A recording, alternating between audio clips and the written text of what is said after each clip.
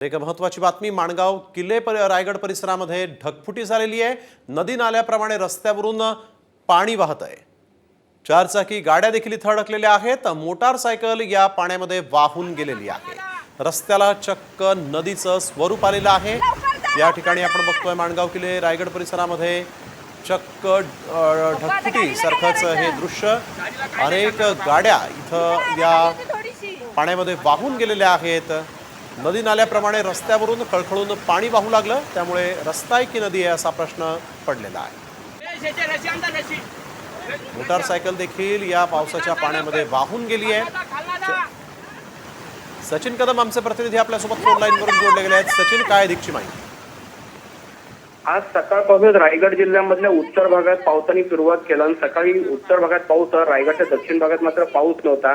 आज संध्याकाळी 4च्या सुमारास दक्षिण भागामध्ये पावसाने जोरदार हजेरी लावली आणि आपण आता पाहू शकतो की रायगडचा जे दक्षिण भाग आहे त्यातला माणगाव आणि रायगड किल्ल्याचा परिसर आहे, या परिसरात ढगफुटी सदृश पाऊस पडला।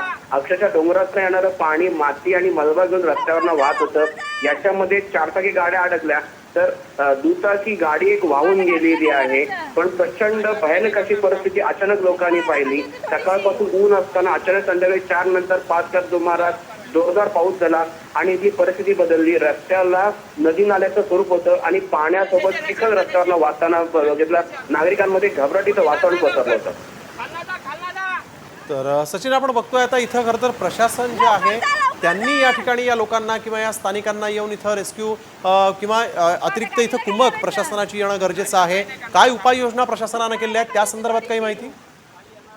प्रशासनाने ऑलरेडी अलर्ट मोड दिलेला होता। त्यांना ढगफुटी होईल असं नाही, पण जोरदार पावसाची शक्यता वर्तवलेली होती। मात्र ढगफुटी सदृश पाऊस झालेला आहे।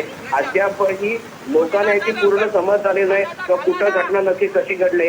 मात्र आपण जर का पाहिलं तर माणगावच्या निजामपूर भाग आणि हा जो परिसर आहे रायगड किल्ला आणि माणगावचा परिसर, या परिसरात जोरदार पाऊस झालाय आणि अजूनही प्रशासनाची पूर्ण खबर नाही। मात्र प्रशासन अलर्ट मोड मध्ये आहे। लवकर त्यांना मदत पोहोचेल अगर या ठिकाणी यंत्रणा पोहोचण्याची अपेक्षा आहे। बिलकुल, धन्यवाद आपण दिलेल्या आहे सविस्तर माहितीसाठी।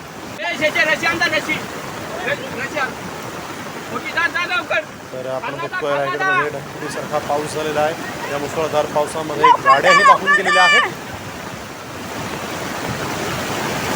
पप्पा आता गाडीला काय